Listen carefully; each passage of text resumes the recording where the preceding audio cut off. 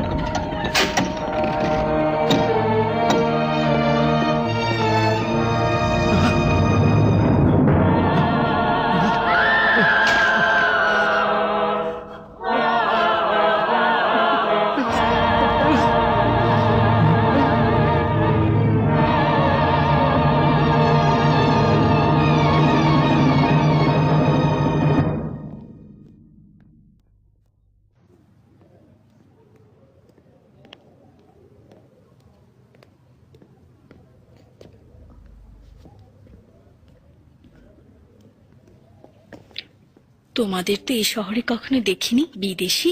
বাইতুল আলহাব থেকে এসেছি। বাইতুল আলহাব? এত দূরের পথ থেকে কাউকে দেখতে এসেছো কি? না, এখানে আমাদের কেউ নেই।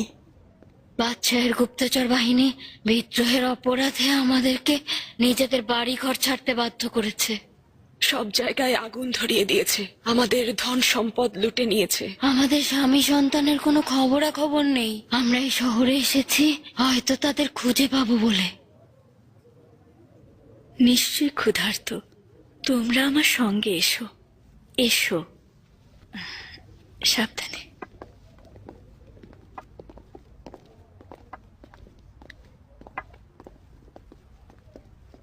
ভেতরে এসো। এখানেই থাকি? অবশ্য অন্য কোথাও চলে যেতে হবে। আমি এক্ষুনি ফিরে আসছি।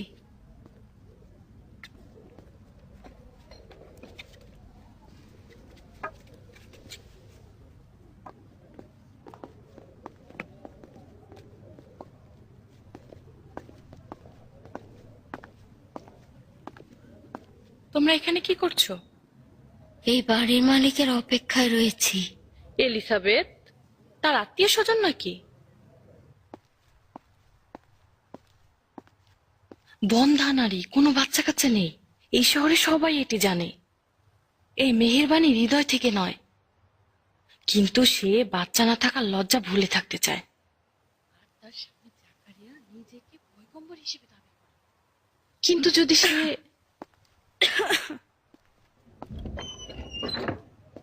ও সালাম, তোমার মেহমানদারি নষ্ট করবো না। খোদা হাফেজ। এই নাও। খোদা আপনাকে বরকত দান করুন। খোদা হাফেজ।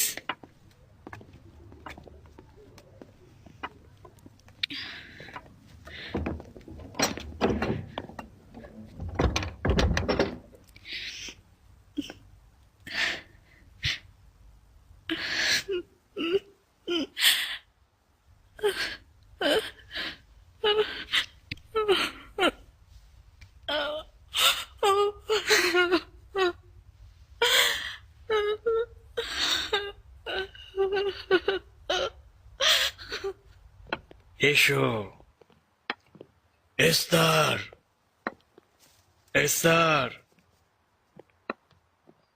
এস্তার কোথায়? এসো এসো, তোমার জন্য সাহায্যকারী নিয়ে এসেছি। এদের দেখো, মনে হচ্ছে দীর্ঘদিন এই কানিজরা খাবার দাবার খায়নি। এদেরকে খাবার দাও, হাত পা ধৌত করে এই বাড়িতে বসবাসের নিয়ম কানুন শিক্ষা দিয়ে নাও। এদেরকে অন্দরমহলে নিয়ে যাও। ভেতরে এসো।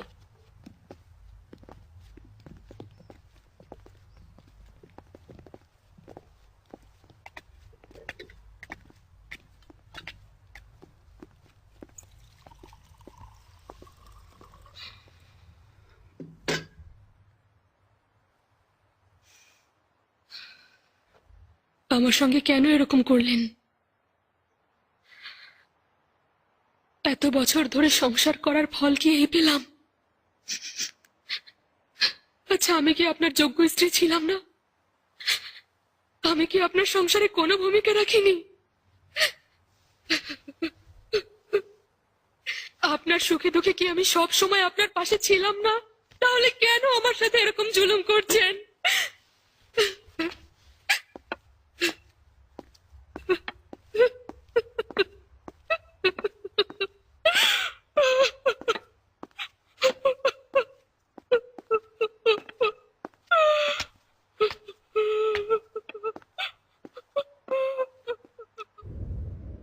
যদি তারা হামলা করতে চায় তবে সরাসরি পূর্ব সীমান্ত দিয়ে হামলা করবে, তাই সব সীমান্তেই নজরদারি করা হচ্ছে।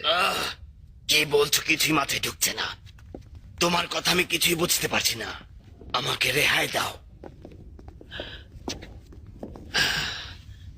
ঈশ্বরের দোহায় আমার নিকট কি চাও বলো। আব্বাজান, শান্ত হন। জানি না কি বলবো। শান্ত হন। আলী জনাব, এলান প্রবেশের অনুমতি চাইছে। এলান? এলান সে আবার কে? আলী জনাব, সে আপনার একান্ত বিশ্বস্ত সিপাহী, যাকে আপনি ব্যক্তিগত কাজে পাঠিয়েছিলেন।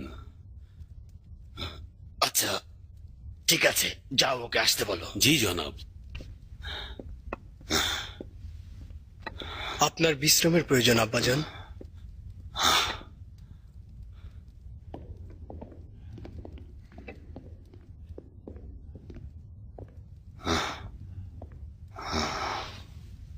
মহান হেরোডকে উৎসর্গ করছি। এটা আবার কি? আপনার বোনের আংটি। আমার বোনের আংটি? জি জনাব।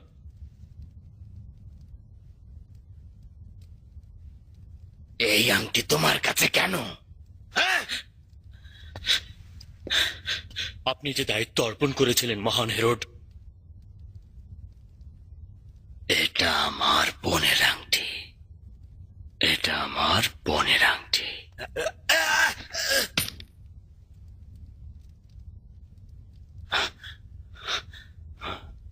কি বলছো? তাহলে ওই বদনারীকেও কতল করেছো? মিরিয়াম জানকে খবর দাও, এসে দেখো কিভাবে প্রতিশোধ নিয়েছি। আলী জনাব, কিন্তু বানু মিরিয়াম তো আর জীবিত নেই। আব্বাজান কি ভুলে গিয়েছেন যে আপনার সহধর্মিণী মৃত্যুদণ্ড পেয়েছে? মৃত্যুদণ্ড? জি। কি বলছো, মৃত্যুদণ্ড? কিন্তু সে তো একেবারেই নিষ্পাপ ছিল।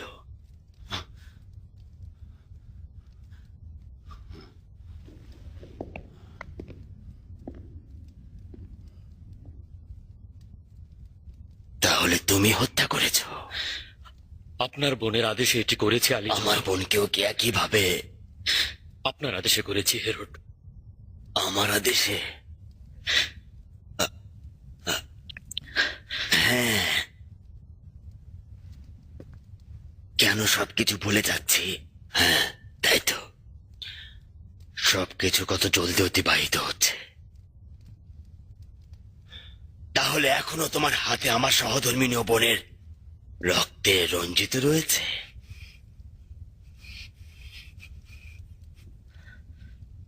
উত্তর দাও। জি আলী জনাব।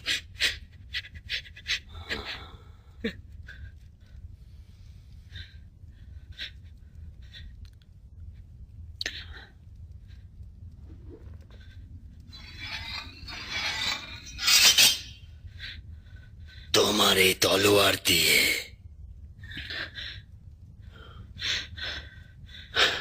হয় এই তলোয়ার দিয়ে গর্দান ছিন্ন করেছ, নয়তো দেহকে পশুর মতো টুকরো টুকরো করে ফেলেছ।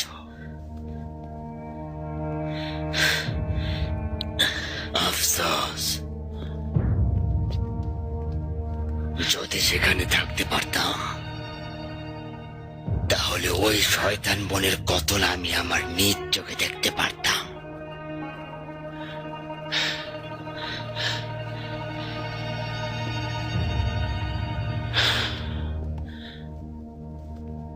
বিগত কিছুদিন যাবৎ ভুলে যাওয়া রোগী পেয়ে বসেছে। আমার প্রিয় মিরিয়াম জানের মৃত্যু এখন আমাকে কষ্ট দিচ্ছে। নিজেকে নিজেই সান্ত্বনা দিচ্ছি যে কিছুদিনের জন্য সে দূরে গিয়েছে।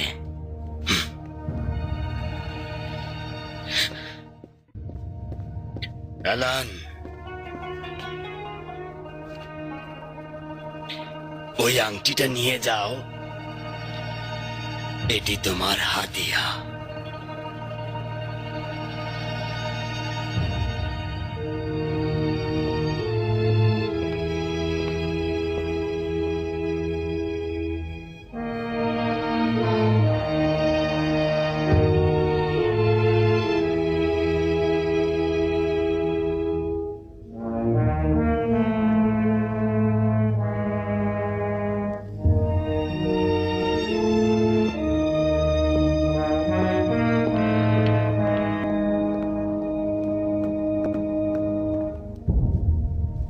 শোনো, কয়েকজন সিপাহী নিয়ে ওকে অনুসরণ করো। ওকে জিন্দা রাখা ঠিক হবে না। আব্বাজান, তাকে ক্ষমা করুন। একজন সিপাহী যে কিনা আপনার আদেশ পালন করেছে। হ্যাঁ, কিন্তু সে বাদশাহের বংশের লোকদের রক্ত নিতে অভ্যস্ত হয়ে পড়েছে। মনে থাকে যেন, এরকম ব্যক্তি রাজপ্রাসাদে জীবিত থাকা বিপজ্জনক।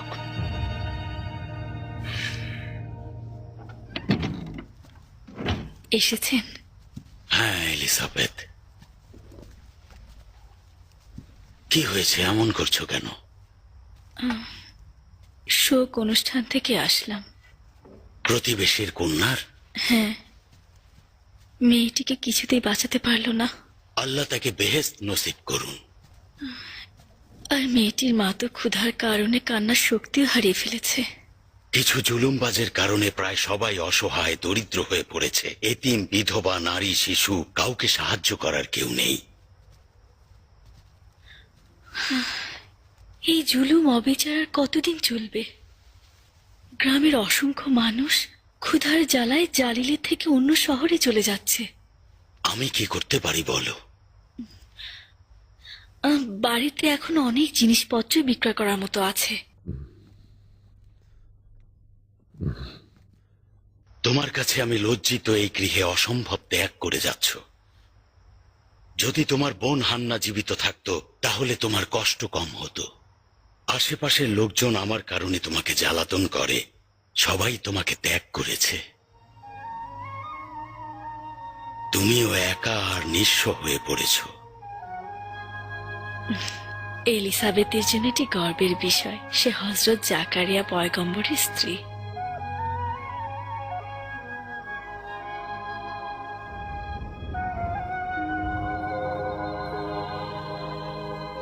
হে মহান পরওয়ারদিগার, তুমি পুত ও পবিত্র, তুমি মেহেরবান ও রউফ, তুমি সমস্ত বান্দাদের জন্য রয়েছ। অপবিত্র কারো স্থান তোমার দরবারে নেই হে খোদা। রাত দিন তোমার জিকির আজগার করি, যেন পুত পবিত্র হতে পারে। কিন্তু যদি নিজের ভেতরের অপবিত্রতা দূর করতে না পারি, তবে সমস্ত জগৎ আমার নিকট বৃথা। আমাকে ওই রকম ভাবে পবিত্র করে দাও যেন তোমার সকল বান্দাদের প্রতি মেহেরবান হতে পারি।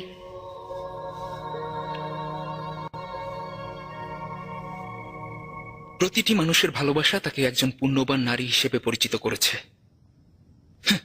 চিন্তা করে দেখুন, একটি 16 বছরের কন্যা জাকারিয়া যার পৃষ্ঠপোষকতা করছে, মরিয়ম এখন অপ্রতিরোধ্য হয়ে উঠছে। প্রথমে জাকারিয়ার জনপ্রিয়তা নষ্ট করে দিতে হবে। যদি জাকারিয়া সকলের চোখে তুচ্ছ হয়ে যায়, তবে মরিয়মের বিরুদ্ধে নকশা করা যাবে।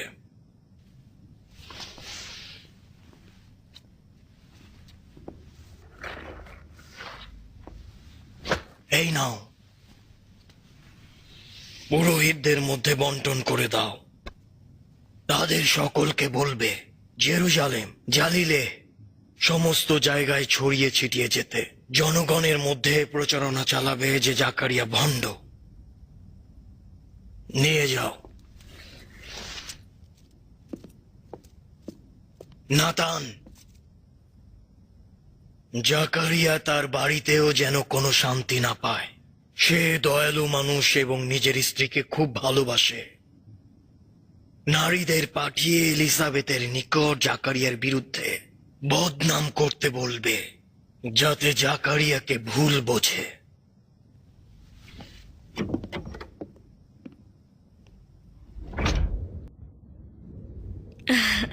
খোশ আমদিদ, অনেকদিন হলো একে অপরকে দেখি না। মনে হচ্ছে আমাদের ভুলেই গিয়েছো। খানম এলিসাবেথ, আমরাও কিন্তু তোমাকে দেখার জন্য অস্থির ছিলাম। উত্তম হচ্ছে চলো অতীতগুলো ভুলে যাই। হ্যাঁ, জেরুজালেমের কথা বলো। অনেকদিন হলো সেখানে যাওয়া হয়নি। কেমন আছে মরিয়ম? তাকে দেখতে যাও। মরিয়ম, কেন তোমার স্বামীকে জিজ্ঞেস করো না? সে তো মরিয়মকে নিজের কন্যার মতোই সবসময় দেখাশোনা করে আসছে। সম্ভবত নিজের সন্তান না থাকার কারণে এরকম করছে। সন্তান না থাকা বড় একটি বেদনার বিষয়। হ্যাঁ, এলিসাবেথ নিজেই পেরেশানিতে রয়েছে, তাই নয় কি এলিসাবেথ? অবশ্য তুমি কখনোই মা ছিলে না, তাই সন্তান থাকা যে মায়ের জন্য কিরকম আনন্দের তা বুঝবে না। কিন্তু জাকারিয়ার জন্য ভীষণ মুশকিলের। সম্ভবত এই কারণেই মরিয়মকে অসম্ভব ভালোবাসে। যখন তুমি কোনো কিছুই করতে পারছো না, তখন আরেকজনকে বিয়ে করতে বলতে, যাতে জাকারিয়া সন্তানের পিতা হতে পারতো। জানো সে সন্তানের জন্য কতটা কাতর? যদি জাকারিয়া সন্তান জন্মদানে অক্ষম হয়, আমরা তো জানি না খানমেস্তার। চুপ করো গোলদা। পয়গম্বর জাকারিয়া মোটেই অক্ষম নন। যদি সে অক্ষম হতো, তবে খোদা তাকে নির্বাচিত করতো না। এটা এলিসাবেথের অক্ষমতা।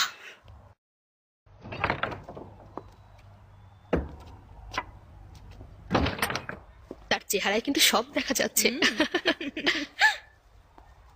এই জাকারিয়া। সালাম জনাব জাকারিয়া। সালাম তোমাদের।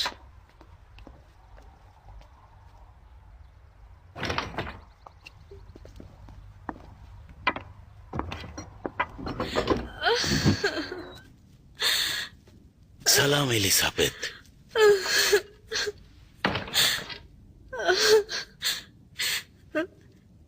সালাম।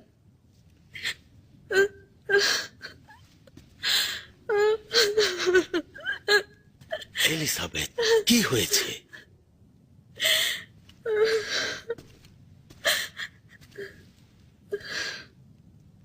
কাঁদছো কেন? কিছুই না।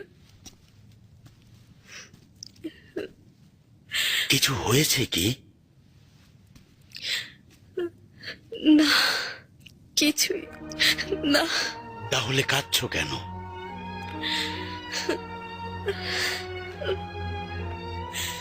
আচ্ছা, এই নারীগুলো কি বললো? না, নতুন কিছু বলেনি। ওই একই অপবাদ দিচ্ছিল। আমি নাকি বাজা মহিলা, কোনো সন্তান জন্ম দিতে সক্ষম নই। এত বছর ধরে সন্তানের জন্য আফসোস করছি, জীবনটা তিলে তিলে শেষ করে দিচ্ছি। কিন্তু এইসব নির্দয় লোকজন কখনোই অপবাদ দিতে পিছু পা হয় না। আমাদের সন্তান থাকলে লোকজনের এত সব কথা শুনতে হতো না। জনাব জাকারিয়া, খোদার কসম জনাব জাকারিয়া, চলুন দূরে কোথাও চলে যাই। এই অকৃতজ্ঞ মানুষগুলো আপনার ন্যায় পয়গম্বরের মর্যাদা বুঝতে সক্ষম নয়। এমন জায়গায় চলুন যেখানে কেউ আমাকে চিনবে না, সন্তান না থাকার কোনো অপবাদ দেবে না। অনুরোধ করছি জনাব জাকারিয়া।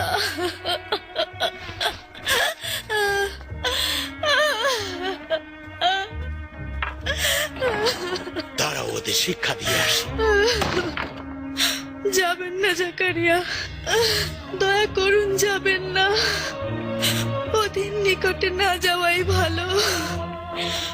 ওদের হাত থেকে আমাদের কখনোই রেহাই নেই।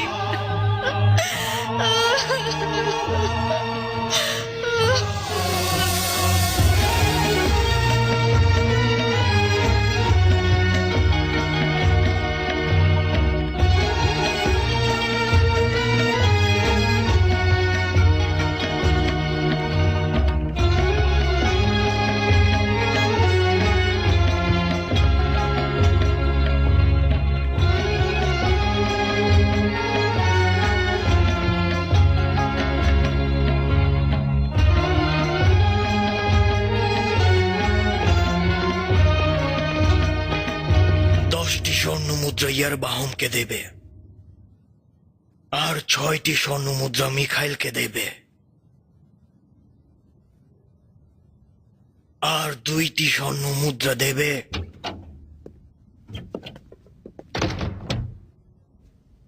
কেন? আচ্ছা কেন?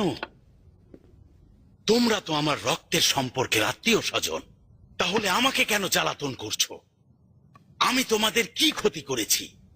তোমরা আমার চাচাতো ভাই, তোমাদের জন্য মায়া লাগছে কারণ প্রতি বছর খোদাকে দূর থেকে দূরে ঠেলে দিচ্ছ। জীবনের উত্তম সময়গুলো এই গির্জার জায়গা দখল করে ফিতনা ফ্যাসাদে নষ্ট করে দিচ্ছ। ঘ্রাণ নাও, ঘ্রাণ নিয়ে দেখো চাচাতো ভাই, শুকে দেখো এই কামরায় শয়তানের ঘ্রাণ আসছে। তোমাদের ষড়যন্ত্র কি শেষ হবার নয়? মরিয়মের মাতা হান্নাকেও সেই একই রকম কথাবার্তা দ্বারা ব্যথিত করেছিলে, তার কলবে আগুন লাগিয়ে দিয়েছিলে। তোমাদের বিরোধিতার কূটকৌশল আমার আর আমার সহধর্মিনী এলিজাবেথের জীবন অতিষ্ঠ করে দিচ্ছে। সন্তান না থাকা কি অপরাধ? কিন্তু আমরা আল্লাহর ইচ্ছে স্বেচ্ছায় মেনে নিয়েছি। শোনো জাকারিয়া, না, আমার কথা এখনো শেষ হয়নি। ভালো করে শোনো চাচাতো ভাই, আজকের পর থেকে আমাদের আত্মীয়তার বন্ধন আর কোনোভাবেই থাকতে পারে না। মহান আল্লাহর কাছে তোমাদের বিরুদ্ধে অভিযোগ করা ছাড়া আমার আর কিছুই করার থাকবে না। আল্লাহ সাক্ষী।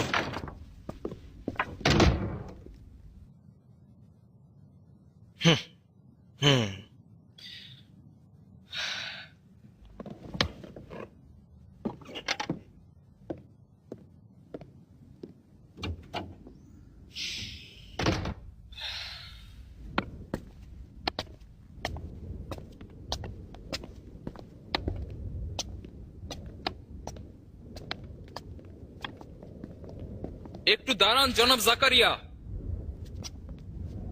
আসবেন আর যা ইচ্ছা তাই বলে চলে যাবেন? এখন আমরা শয়তানের অনুসারী, তাই না? আমরা হান্নার কলিজায় আগুন দিয়েছি। এখন আমাদের আপনার কথায় চলা উচিত, তাই না? মনে হচ্ছে নিজের হুঁশজ্ঞান সব হারিয়ে ফেলেছেন জনাব জাকারিয়া। আপনি কি জোর করে মরিয়মকে এই গির্জায় নিয়ে আসেননি? এবং তার মায়ের মৃত্যুর কারণও কি এই বিচ্ছেদ ছিল না? আপনি কি শহরে ও গির্জায় সকল মানুষের কাছে হাসি ঠাট্টার পাত্র নন, কিন্তু এখনো অব্যাহতভাবে নিজের পয়গম্বরের দাবি করে যাচ্ছেন? যদি সত্যি তাই হয়, তবে কেন সন্তানের পিতা হতে পারছেন না? কেন আপনার খানদান নির্বংশ থাকছে? সবাই তো জানে আপনার মৃত্যুর পর এমন কেউ অবশিষ্ট নেই যে আপনার গৃহে বাতি জ্বালাবে জনাব জাকারিয়া। আপনি একা, এবং একাকী বৃদ্ধ মানুষ, সব কাজে অক্ষম হয়ে গিয়েছেন। মৃত্যুর ছায়া আপনার ওপর পড়েছে। নিজের দিকে তাকান, দেখুন আপনার চুলগুলো সাদা হয়ে গিয়েছে। চিন্তা নেই, আর বেশি দিন আপনার জন্য অবশিষ্ট নেই। সময় নেই জনাব জাকারিয়া, কোনো সময়ই নেই। ধৈর্য ধরো ইয়াহুয়াকিয়াম। নাতান, কি বলছো বুঝতে পারছো? নিজের পুরনো ওস্তাদের নিকট লজ্জা হচ্ছে না? ওহে জাকারিয়ার ভক্তকুল, তার পক্ষে প্রতিবাদ করছো? বলো, যদি মিথ্যা বলি বলো জাকারিয়ার কোনো উত্তরসূরি রয়েছে? বলো যেন একটু হাসতে পারি।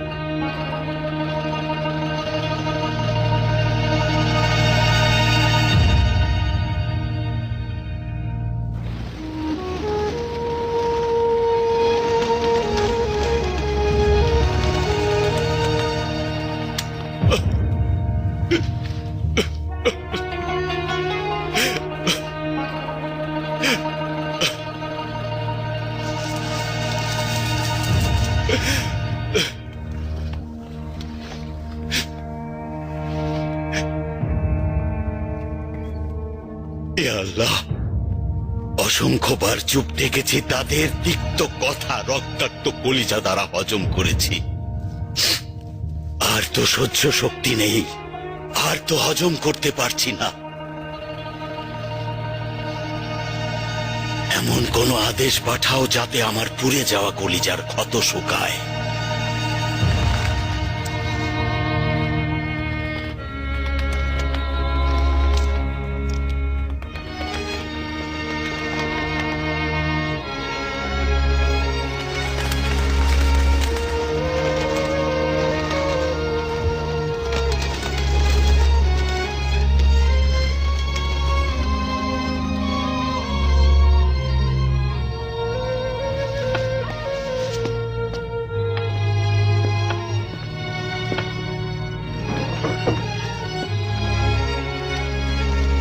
সালাম মারিয়াম।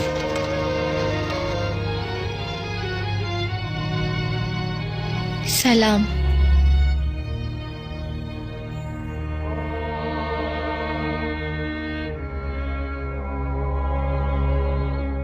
মারিয়াম, আমাকে বলো এই ফলগুলো, এই খাবারগুলো কোথা থেকে আসে?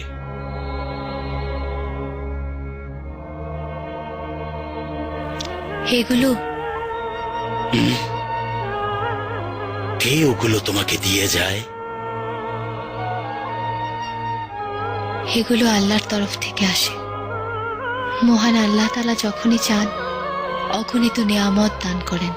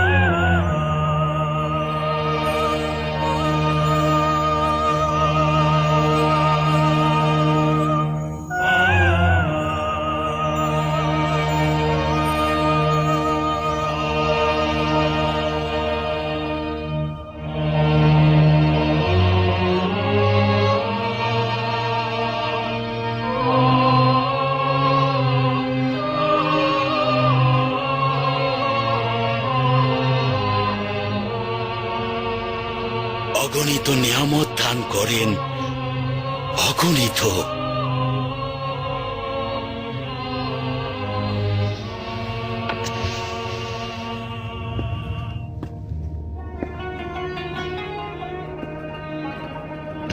তাহলে আমি কেন এত দেরিতে বুঝতে পারলাম? তুমি আমাকে ছোট্ট মরিয়মকে দিয়ে এটি শিক্ষা দিলে। আজব বেচারা ও বেহুশ ছিলাম, কেন আরো আগে তোমার দরবারে এমন আর্জি জানালাম না? অগণিত, অগণিত।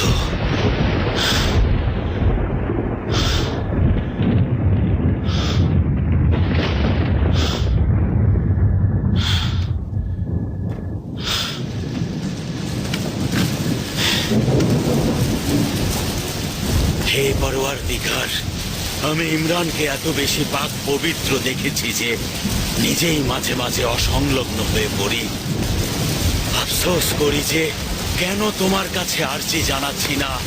আমাকে ক্ষমা করো।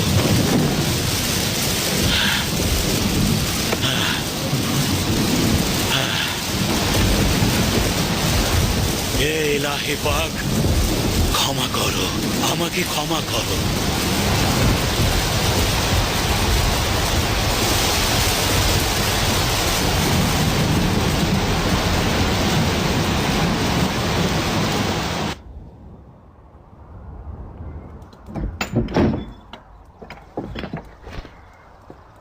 সালাম। সালাম। জনাব জাকারিয়া এখনো আসেননি? না, এখনো আসেনি। গতকাল থেকে কোনো খবর পাইনি। কিন্তু আজ তো তার কুৎসুল আকদাসে যাওয়ার পবিত্র দিন। অনেক বছর পর তিনি আজ পবিত্র কুৎসের মূল ফটকে প্রবেশ করবেন। অবশ্যই তার গির্জায় যাওয়া উচিত।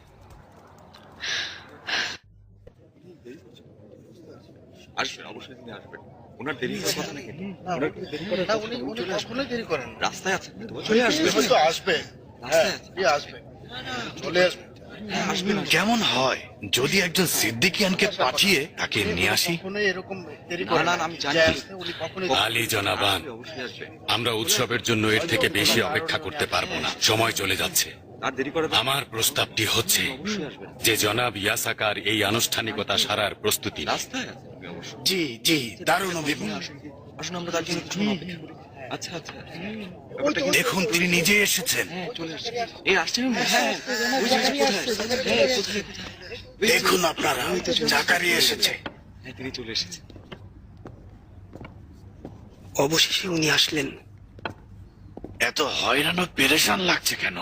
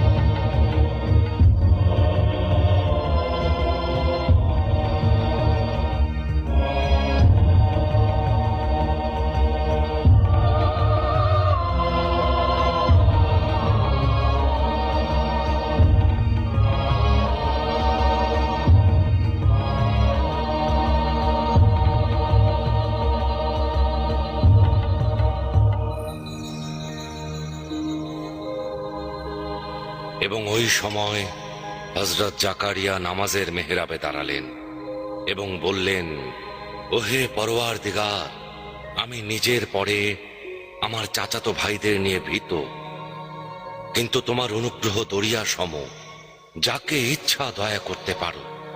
অতএব আমাকে একটি সন্তান দান করো, যে কিনা আমার উত্তরসূরি এবং হযরত ইয়াকুবের সিলসিলা বজায় রাখবে, আর তোমার সন্তুষ্টি অর্জনে ইবাদত বন্দেগী করবে।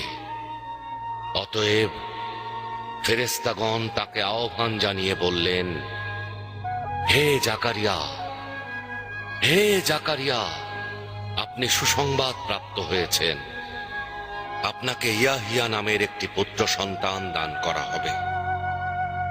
আল্লাহ তাআলা তার পূর্বে ইয়াহিয়া নামে কাউকে এই দুনিয়ায় পাঠাননি। হযরত ইয়াহিয়া আল্লাহ তাআলার পক্ষ থেকে সত্যের অনুসারী। হযরত ঈসার আগমনকে ত্বরান্বিত করবেন। অতঃপর জাকারিয়া বললেন, হে পরওয়ারদিগার, আমি কিভাবে পিতা হব? এই বৃদ্ধ বয়সে আমি তো মৃত্যু পথযাত্রী, আর আমার সহধর্মিনী তো বাঁচা। মহান আল্লাহ তাআলার তরফ থেকে ফরমান এলো, আল্লাহর ফরমান বাস্তব হিসেবে নাজিল হবে। তিনি যা চান সেটি তার জন্য অতি সহজ হয়ে যায়। যেমন ভাবে আপনি পূর্বে ছিলেন না, কিন্তু আপনাকে সৃষ্টি করা হয়েছে। আপনি সুসংবাদ প্রাপ্ত হচ্ছেন, কেননা আপনার সন্তান আপনার কওম ও গোষ্ঠীর জন্য অভিভাবক হিসেবে আবির্ভূত হবে। আল্লাহ তাআলা তাকে সেই হিকমত দিবেন, সে বাল্য বয়সে নবুয়ত প্রাপ্ত হবে। হযরত জাকারিয়া আরজ করলেন, হে পরওয়ারদিগার, আমাকে একটি নিশানা দেখাবেন, যার মাধ্যমে আমি সুসংবাদ প্রাপ্ত সেটি বুঝতে সক্ষম হব। পরওয়ারদিগারের তরফ থেকে জানানো হলো 3 দিন হযরত জাকারিয়া কথা বলতে সক্ষম হবেন না।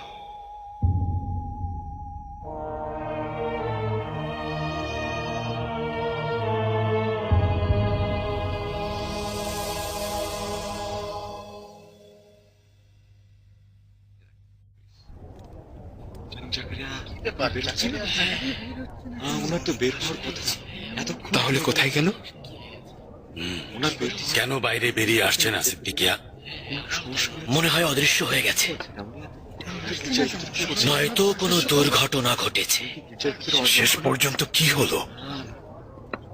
প্রবেশ করার সময় বেসামাল অবস্থায় ছিল।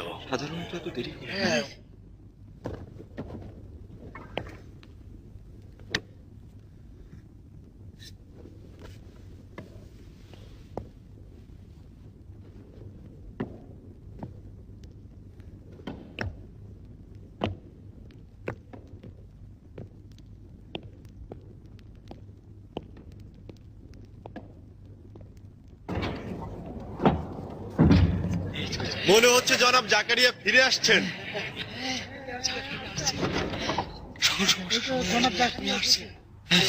নিশ্চয়ই কোনো একটা ভালো খবর নিয়ে আসবেন, সুসংবাদ অবশ্যই বয়ে নিয়ে আসবেন। না না, তিনি পিছনে আছেন, ওনাকে কেমন জানি দেখাচ্ছে, একটু শুনুন কি বলছেন। হ্যাঁ বলুন জনাব জাকারিয়া, আমরা আপনার কথা শোনার জন্য উদ্গ্রীব হয়েছি। বলুন, হ্যাঁ বলুন, কথা বলছেন না কেন? হ্যাঁ কিছু বলছেন,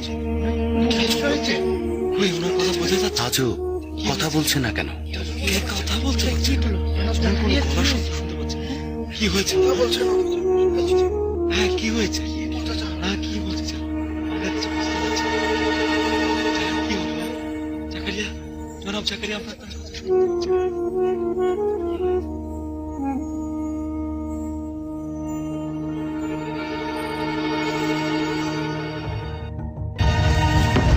ওহে ভাই সাহেব, ওহে নাসিরি শহরের লোকজন, নাসিরি শহরের লোকজন শোনো, মজে যা, মজে যা।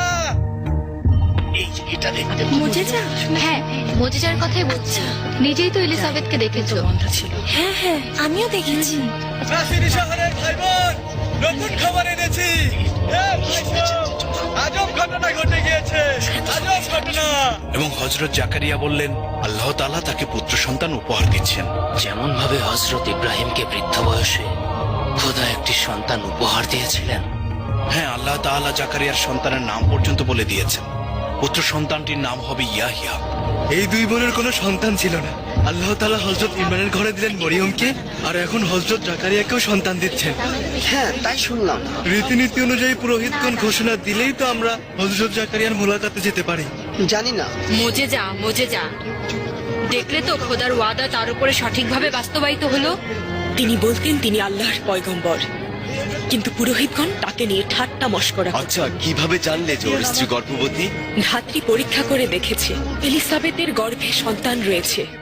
আল্লাহ তাআলা তাকে সন্তানের সুসংবাদ দিয়েছিলেন এবং তিনি এই সুসংবাদ সবাইকে জানাতে চাইলেন, কিন্তু তার কণ্ঠনালী দিয়ে কোনো শব্দ বের হচ্ছিল না।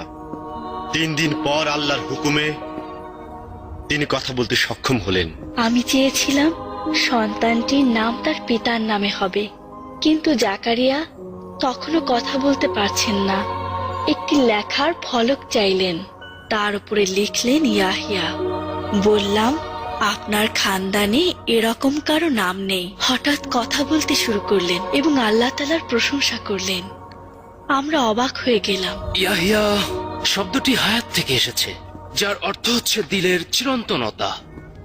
যে কিনা শাহাদাত বরণ করবে, কিন্তু তার দিল কখনো শাহাদাত বরণ করবে না। ইয়াহিয়া, এটা বনি ইসরায়েলদের ভেতরে অপরিচিত এবং সম্পর্কহীন। ওদের বাড়িতে যাও এবং ওর গর্ভবতী হওয়া সম্পর্কে নিশ্চিত হও। তাদের বাড়িতে যাব? আমি তো অসন্তুষ্ট হয়ে ওদের থেকে আলাদা হয়ে গিয়েছি, কোন মুখে আবার তাদের বাড়িতে যাব? যাও, আত্মীয় স্বজনদের বন্ধন ছিন্ন করো না। সময় এটাই চাইছে ইস্তার। হে বনি ইসরায়েল, নাপাক হস্তদয় ধৌত করে নাও। মুক্তিদাতার আগমনী বার্তা শুনতে পাচ্ছি। প্রতারণা থেকে নিজেদের মুক্ত রাখো। হারাম খাওয়া এবং এতিম ও বিধবা নারীদের ধন সম্পদ লুণ্ঠন থেকে বিরত থাকো। কেননা ইয়াহিয়ার আগমন সেই বার্তাই দিচ্ছে। ইয়াহিয়া আল্লাহ তাআলার কালেমার সত্যতা প্রমাণ করবে, আর ওই সময় মসিহ ইশক ও মহব্বত সহকারে দুনিয়ায় আগমন করবে।